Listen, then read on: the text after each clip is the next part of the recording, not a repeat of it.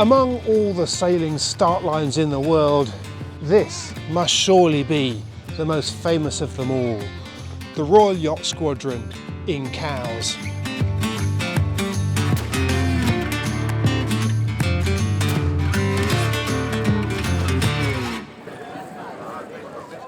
From Cowes Week to the Round the Island, the Fastnet race and many other well-known races, it's been this flagstaff, this start line and these cannons that have kicked things off. But this has also been the start line for some pretty impressive records. Most recently, a new record was set on the Fastnet course, starting from this line. Shortly afterwards, a new record was broken for the Cowes St Malo. And it's record breaking that is at the heart of a new incentive that's just been launched. So we've got a new format of record breaking. Rather than the traditional elapsed time records, we're going to base the record on corrected time. So for the first time, you'll be able to sail a record course in whatever boat you have and have your elapsed time corrected to get a corrected time record.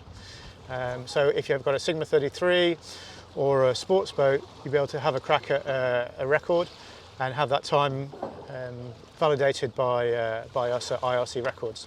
So, I mean, ordinary sailors can be up against maxis and the kind of boats that we're used to seeing breaking records. Yeah, we're starting with IRC, mainly because IRC rates boats from 18 feet. I think that's the smallest boat that they rate so far, right up to the 100-foot super maxis that we see racing in the Sydney Hobart or the Rolex Fastnet race.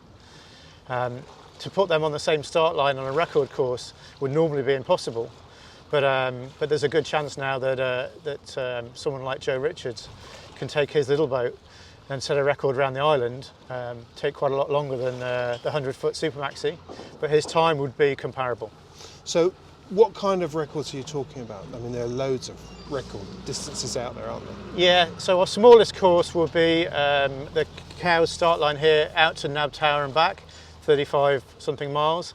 Our longest course might be a transatlantic. So IRC is flexible enough to be able to cope with that as a corrected time record. So how would people go about it then? I mean, can they start whenever they want to, for example? So the best bit about record breaking is that it's up to you to sit at home and watch the weather and plan for the best time for the wind, the best time for the tide, for your boat. So it's going to be different. For a record from Cowes, for instance, to St Malo is going to be a different criteria for a small boat as it is a big boat. What you do is you look at the weather, decide that there's a window that suits your boat. You go onto IRCRecords and lodge a record request. You need a YB tracker, so we log all the records by tracker, by satellite tracker, and then you've got a 14-day window from the time you announce you want to do the record to go and make as many attempts on that record as you like. So if you get going and decide that it's not happening, you miscalculated by an hour or two, or the wind didn't come in just as you expected, then you can go back and have another go, or wait for the next tide and have a go on the next tide. So you've got a 14-day window to make those attempts.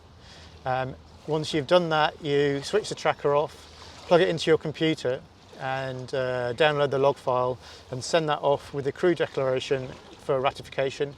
And if that time happens to be the lowest corrected time, then we'll give you a beautiful certificate and a little sticker for your coach roof to say that you've got a record-breaking boat.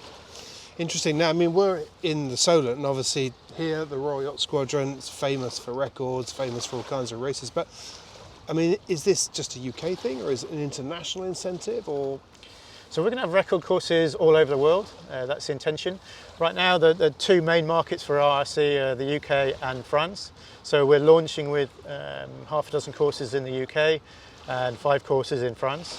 But there will be the ability to apply on the website to have a course suggested. We recognise that we don't know all the record courses, and there'll be clubs around the world who have a well documented race course that they'd like to attempt and like to race on. I know there's a few in South Africa, out of Auckland, around Sydney as well. So we expect those courses to kind of grow really quickly as well. So one of our partners is Jeannot Yachts. They've got a very successful IRC fleet. And I think it's quite nice that a record course in France, attempted by a Sunfast 3300, for instance, could compare their average corrected time speed, with a course in the UK, and make some comparisons. And I think in time, given that the boats are quick enough to kind of go and do deliveries, we can see that people might link different courses. So we might have a record that is Cowes to Saint-Malo, but then we might have Saint-Malo to Saint-Nazaire, and then Saint-Nazaire back to Roscoff or something, so that you could end up going and doing a little hop around and having a week of decent sailing. I guess so many people will be familiar with Strava or jogging apps, or data and logging and tracking seems to be part of everything. Everybody seems to be able to tell you how many steps they did in a day, whether they went outside or not. How much does this take from that? So we've seen that sailing actually was one of the early adopters of technology. Instrumentation was on yachts way before it was on bikes, for instance, certainly for a leisure user. And yet it's been leapfrogged by other sports.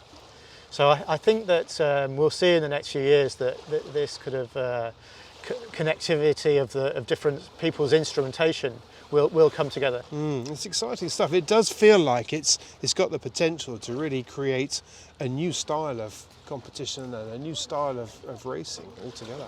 I hope so. What we've seen, certainly during the COVID pandemic, is that when people can sail, they should take the most of their opportunities. And not everyone can sail at exactly the same time. So what the beauty of IRCRecords is that if the weather's good, and for record breaking, you're always sailing your boat in the optimum weather, which is awesome as well. You're not sat bobbing around waiting for the wind to fill in and someone to fire a start gun. You know that at 9 o'clock the forecast has said that you're going to get the breeze. So get on the dock at 8 o'clock, get out there onto the start line and sail your boat on a reach in amazing conditions. Okay, so that sounds really interesting. In practical terms, when's it going to be up and running? What does it cost? How do people get involved? So it's live now. So if the weather's good tomorrow morning, you can go and have a crack at the record. There's a fee for that 14-day record-breaking window, which is scaling 3 different IRC rating bands from £125 upwards.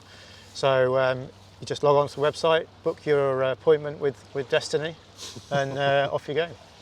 Excellent. Well, it sounds really exciting. I'm really looking forward to it. And if you think it's a good idea, what Planet Sail wants you to do is to go and video it. Send us the footage. Tell us your story. That'd be something.